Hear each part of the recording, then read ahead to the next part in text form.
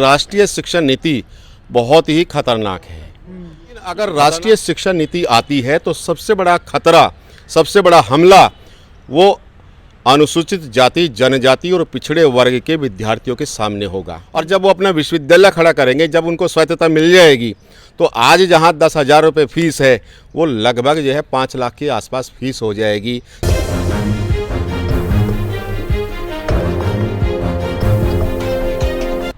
आज डीयू में प्रदर्शन कर रहे कई प्रोफेसरों ने विरोध किया है सरकार का। क्या क्या मुद्दे को लेकर उन्होंने विरोध प्रदर्शन किया है, इस मुद्दे पर हम बात करेंगे सर से कि वो इसको किस तरह से देखते हैं, उनकी क्या राय है। सर बहुत बहुत शुक्रिया हमसे बात करने के लिए। आपका भी बहुत बहुत धन्यवाद जो आपने तमाम जो मुद्दे उठाए हैं आप अपने चैनल के लिए, आपके चैनल को मैं आपको बधाई देता हूं, धन्यवाद देता हूं। सर पहला सवाल ये कि आज प्रदर्शन किया गया है, कहा जा रहा है कि सैलरी नहीं मिल रही है, किस तरह से देख रहे हैं आप? देखिए, प्रदर्शन जो किया गया दिल्ली सरकार के विरोध में, ये प्रदर्शन जो है कुछ लोगों के द्वारा किया गया है। मैं कुछ लोगों को इसलिए कह रहा हूं कि दिल्ली सरकार के 12 जो है पूर्ण वित्त पोषित कॉलेज है, 2-3 कॉलेज है जिनमें समस्याएं हैं। समय पर वो जो है, जो दिल्ली सरकार हायर एजुकेशन मांगता है वो आंकड़े सही से नहीं दे रहे हैं जो उनसे मांगा जाता है। बाकी किसी कॉलेज में नहीं है, बहुत सारे ऐसे कॉलेज में है जहां तनख्वाह पूरे समय पर जा रही है। 1-2 महीने की है दिक्कत आ रही है, लेकिन सभी कॉलेजों में ऐसा नहीं है। तो जिन कॉलेजों में है वो सही से नहीं दे रहे हैं। कुछ कॉलेज ऐसे हैं जहां देखिए, सबसे पहले तो ये है कि जो सरकार आपसे पैसा दे रही है और पैसा देने के एवज में सरकार का भी दायित्व तो है ना कि वो आपसे वो चीज़ें मांगे। अब किसी कॉलेज में सेंसन स्ट्रेंथ है 100 की, तो 100 की जगह उसने 110 लगा दिए है, 115 लगा दिए, तो किस आधार पर? क्योंकि सरकार से पहले आपको उन पदों के लिए स्वीकृति लेनी पड़ेगी और उसके बाद ही आप पद भर सकते हैं। कुछ कॉलेजों ने जो है नॉन टीचिंग के जो है जहां स्वीकृत पद है भी नहीं, उससे ज़्यादा उन्होंने लगा लिए। तो सरकार उनसे पूछने का दायित्व है कि आपने किस आधार पर लगाया है। क्या आपने विश्वविद्यालय से, क्या हमसे उसकी परमिशन ली है? तो उनकी परमिशन नहीं ली है। इसी आधार पर जो है वो जो है 1-2 महीने का उनका टकराव आ जाता है कि हम सैलरी जो है, सैलरी किसी की नहीं रुकती है, लेकिन जो है लेट हो रही है। और हमने भी मांग की है सरकार से कि दीपावली से पूर्व जो है इनकी सैलरी जो है वो ग्रांट जो है जल्दी से जल्दी रिलीज हो जानी चाहिए। डीयू में चुनाव है, क्या क्या मुद्दे रहेंगे, आपको क्या लग रहा है? किन किन मुद्दों को ज़्यादा जहन में रख करके उम्मीदवार जो है चुनाव लड़ेंगे? पता चला आप भी चुनाव लड़ रहे हैं। बिल्कुल, मैं भी आम आदमी पार्टी टीचर विंग की ओर से जो है, हालांकि मैं आम आदमी पार्टी टीचर विंग का अध्यक्ष हूं और इस बार जो है ड्यूटा में जो है पहली बार जो है आम आदमी पार्टी का जो है कैंडिडेट आ रहा है और मैं स्वयं उसका उम्मीदवार हूं। तो देखिए, मुद्दे तो जो है पिछले लगभग 1-1.5 दशक से दिल्ली विश्वविद्यालय में स्थायी नियुक्ति नहीं हुई है। पहला मुद्दा तो यही है। और एडहॉक टीचर जो है लंबे समय से समायोजन की, स्थायीकरण की मांग कर रहा है।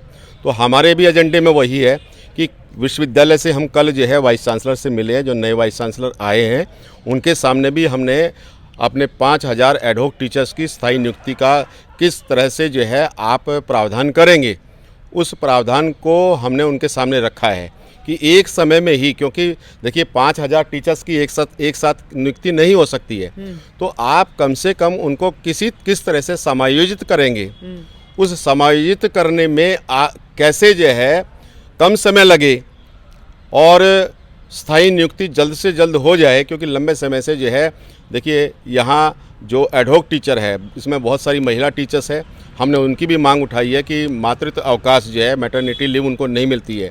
तो वाइस चांसलर साहब ने जो है आश्वासन दिया है कि इस पर हम जल्द काम करने जा रहे हैं। दूसरा जो है, इनका मेडिकल कार्ड नहीं बनता है, मेडिकल कार्ड उन्होंने कहा कि हम जल्द से जल्द बनाने जा रहे हैं। इनका आई कार्ड जो है वो नहीं बनता, आई कार्ड पर बात हुई है। और इसके अलावा बहुत सारे कॉलेजों के अंदर जो फ्लैट्स है, जो एडहॉक टीचर है या परमानेंट टीचर है, जब वो बाहर से आते हैं तो उनको किराए पर जल्दी से नहीं मिलता है, तो वहाँ उनके लिए फ्लैट्स भी बने।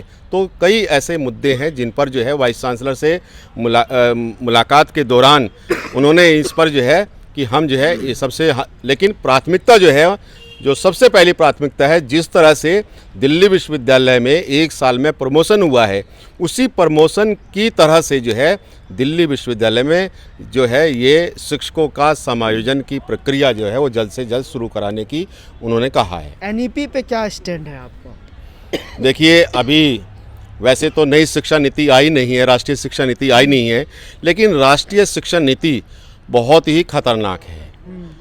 खतरनाक मैं इसलिए कह रहा हूँ कि इस शिक्षा नीति के अंतर्गत एक तो जो है फीस स्ट्रक्चर जो है, देखिए आप कि कहाँ से आएगा, कैसे आएगा। एक जो गरीब बच्चा आज दिल्ली विश्वविद्यालय में 3,000-4,000 रुपये में पढ़ लेता है, पूरे साल की फीस जो है एसओएल में लगती है।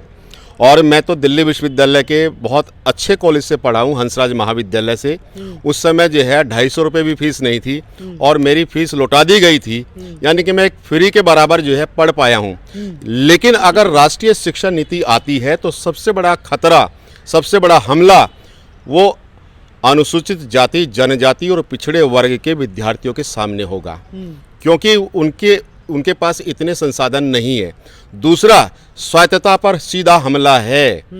जो आज कोई भी कॉलेज है, कल को जो है Hindu college, Hansraj college, Ramjas college, जहां ये लग रहा है कि जो है हम जो है हमारी स्वायत्तता पर किसी तरह से वो हो रहा है, तो वो अपना विश्वविद्यालय भी खड़ा कर सकते हैं।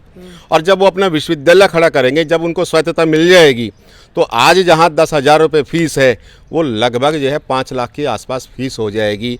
तो आप अंदाज़ा लगाइए गरीब बच्चे कैसे पढ़ेंगे। हाँ, गरीब बच्चे। आज तो एक जो है बेचारा ठेली वाला या रेहड़ी पटरी वाला का बच्चा भी जो है दिल्ली विश्वविद्यालय का जो सपना लेकर के आया है, वो पढ़ सकता है। ठीक है कि वो उसको मान लीजिए अंकों के आधार पर जो है किसी कॉलेज में एडमिशन नहीं मिलता है, लेकिन सेम डिग्री जो है उसको एसओएल के माध्यम से मिल जाती है।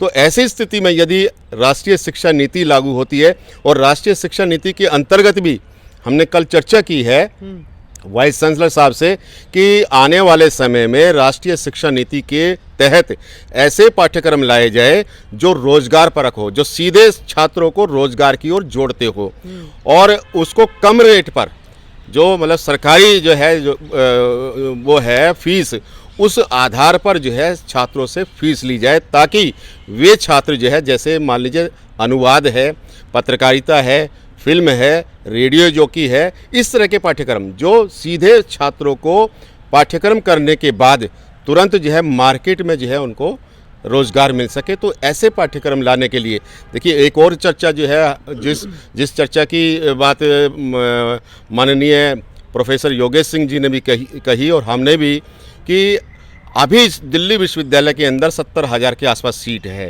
उन्होंने कहा कि संसाधन की विश्वविद्यालय में कोई कमी नहीं है, लेकिन जो है कॉलेज एक है, 2 बजे तक जो कॉलेज लगता है, हम क्यों ना जो है उसको 6 बजे तक लगाए।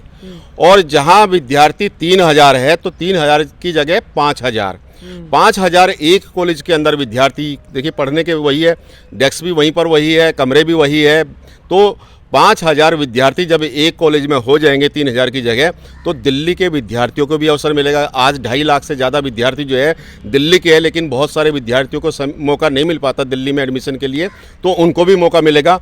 तो उनकी जो मंशा है कि दिल्ली के विद्यार्थियों को भी जो है एडमिशन मिले, और बाहर से आने वाले, क्योंकि सेंट्रल यूनिवर्सिटी आप किसी को रोक नहीं सकते, तो उन विद्यार्थियों को जो यहाँ पर अभी, जैसा मैंने कहा 3,000 विद्यार्थी है, तो 5,000 का उन्होंने आंकड़ा किया है, 4,000 या 5,000 भी हो सकता है। और इसके अलावा उन्होंने कहा कि हम नई शिक्षा नीति या राष्ट्रीय शिक्षा नीति के तहत इस तरह के पाठ्यक्रम लाए जो रोजगार से जोड़ने वाले हो, सीधे विद्यार्थी जो है उसमें प्रवेश ले।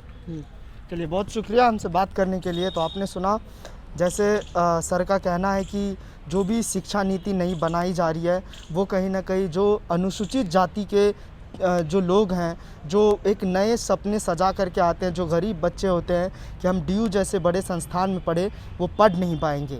डीयू से नेशनल इंडिया न्यूज़ के लिए सद्दाम करीमी की रिपोर्ट। तो अगर आपको पसंद आया हो तो इसे लाइक करें, कमेंट करें, शेयर करें, और हाँ, हमारे चैनल को सब्सक्राइब करना ना भूलें, ताकि देश विदेश से जुड़ी खबरें आप मिस ना करें, क्योंकि कोरोना काल में 2 गज दूरी, मास्क है जरूरी। नमस्कार।